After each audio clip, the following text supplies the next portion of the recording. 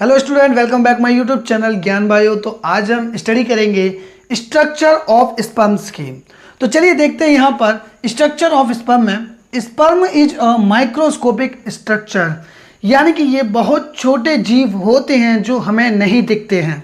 ठीक है, composed of a head, neck, middle piece and tail, यानी कि ये बने किन से होते हैं। इनमें सिर भी होता है, जैसे हमारा सिर है ऐसा ही इनका सिर होता है, यानी हेड होता है। हमारी नेक है ऐसे ही इनकी भी नेक होती है। हमारा मिडिल पीस है, इनका भी मिडिल पीस होता है। और हमारे जो पैर हैं उनके पैर नहीं होते, इनकी टेल होती है। तो देखिए इस डायग्राम में, that is a head, that is a neck, small neck होती है, बहुत छोटी नेक होती है। That is a middle piece and that is a tail. ठीक है, अब हम देखते हैं यहाँ पर the sperm head contains an elongated haploid nucleus. Sperm का जो हेड है ना, हेड, इसमें हैप्लॉइड न्यूक्लियस पाया जाता है।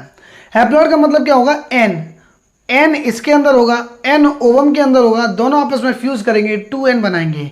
या कह सकते हैं कि हैप्लॉइड इसके अंदर होगा, हैप्लॉइड ओवम के अंदर होगा, दोनों आपस में मिल जाएंगे तो डिप्लॉइड बना देंगे, 2n बना देंगे। ठीक है, अब आगे देखते हैं the anterior portion of which is covered by a cup like structure called acrosome.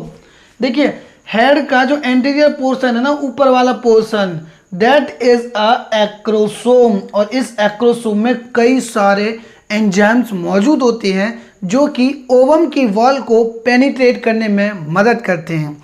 तो देखते हैं यहाँ पर, acrosome is a filled with enzyme hyaluronidase. ये एंजाइम है, ये मैंने एक एंजाइम लिखा है, ऐसे कई सारे एंजाइम एक्रोसोम के अंदर मौजूद होते हैं। तो hyaluronidase that help penetrate of ovum wall, जो कि क्या करता है, ओवम की वॉल को पेनिट्रेट यानी कि भेदना है ना, उसके अंदर जाने के लिए हेल्प करता है। कौन, हायालुरोनिडेज। ठीक है, the middle piece found numerous mitochondria.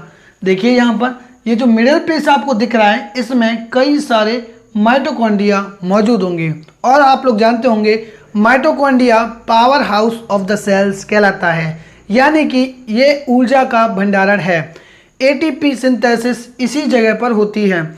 तो अगर स्पर्म्स को एटीपी चाहिए मोटिलिटी के लिए तो कौन देगा, वहां पर ये एटीपी माइटोकॉन्ड्रिया देते हैं। तो देखते हैं, the middle piece found numerous mitochondria which produce energy for the movement of tail के मूवमेंट के लिए एनर्जी कौन प्रोड्यूस करता है, माइटोकॉन्ड्रिया एनर्जी देता है। ठीक है, sperm motility essential for fertilisation, यानी कि स्पर्म्स की मोटिलिटी जरूरी क्यों है।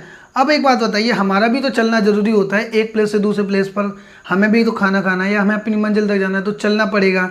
तो ऐसे ही स्पर्म्स को अपनी मंजिल तक पहुंचने के लिए टेल का सहारा लेना पड़ता है। यही टेल क्या करती है, मूवमेंट करती है, जिसकी वजह से स्पर्म्स क्या होते हैं, आगे बढ़ते हैं। ठीक है, sperm motility essential for fertilisation हमने देख लिया।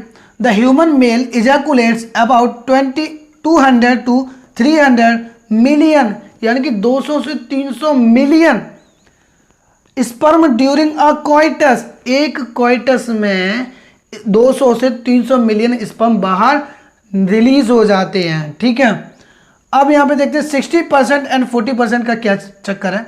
जो 60% होंगे, यानी कि 200 से 300 मिलियन जो स्पर्म्स रिलीज होते हैं, उनमें 60% जो स्पर्म होते हैं वो बेस्ट होते हैं, मोटिलिटी उनकी अच्छी होती है, उनका शेप अच्छा होता है, उनका साइज अच्छा होता है। लेकिन 40% जो स्पर्म्स होते हैं उनका शेप और साइज थोड़ा अच्छा नहीं रहता है, और उनकी स्पीड जो आती है या मोटिलिटी जो होती है वो बहुत ख़राब होती है। वो या यूँ कहें कि वो जो 40% है वो रास्ते में ही यूट्रस के अंदर किल हो जाते हैं। ठीक है, मोटिलिटी खराब होने के कारण। तो 60% normal shape and size with good motility, 40% abnormal shape and size with vigorous motility, खराब मोटिलिटी। ठीक है, अब देखते हैं यहाँ पर सीमेन दे रखा है एक टर्म। क्या है सीमेन, यानी कि सीमेन हम उसको बोलते हैं जिसमें स्पर्म भी होते हैं और सेमिनल फ्लूइड भी होते हैं। तो स्पर्म के बारे में तो आपने थोड़ा देख भी लिया, अब यहाँ पे सेमिनल फ्लूइड के बारे में थोड़ा देख रहे हैं। Seminal fluid nourish for sperms, sperm को नरिशमेंट भी देता है, और लुब्रिकेशन ऑफ पेनिस को लुब्रिकेशन भी करता है, चिकनाहट भी पेनिस को देता है। ड्यूरिंग अ कोइटस के समय, ठीक है। तो ये एक स्पर्म का डायग्राम है, ये हेड है, पूरा पोर्शन यहाँ से यहाँ तक हेड है, बीच में नेक है, मिडिल पीस में आप देख रहे होंगे ये मिडिल पीस है, इसमें कई सारे माइटोकॉन्ड्रिया होते हैं और टेल के बारे में आपको पता ही है, ये मूवमेंट के लिए होती है। तो mitochondria energy source for swimming, swimming के लिए एनर्जी सोर्स होते हैं। और ये जो हेड है इसमें यही मेन कंटेंट होता है, यानी कि जो अगली ऑफस्प्रिंग में जाएगा वो इतना पोर्शन जाएगा केवल। ये आपको सेंटर में दिख रहा है ना, क्रोमोसोम दिख रहा है, ये 23 क्रोमोसोम होते हैं, ठीक है। तो ये 23 क्रोमोसोम होंगे, ओवम में भी 23 होंगे, ये आपस में फ्यूज कर जाएंगे तो 46 क्रोमोसोम होंगे, या कह सकते हैं 23 क्रोमोसोम होते हैं। तो ये हेड में क्या होगा, स्पर्म के हेड में क्या होगा, न्यूक्लियस होता है, न्यूक्लियस के अंदर क्या होता है, क्रोमोसोम मटेरियल होता है, यानी कि जेनेटिक इंफॉर्मेशन इसमें सारी लिखी रहती है, ठीक है दोस्तों। तो आई होप ये वीडियो आपको पसंद आ गई होगी, अगर पसंद आ जाए तो लाइक कर देना, कमेंट कर देना, सब्सक्राइब कर देना, शेयर कर देना और घंटी का बटन दबा देना।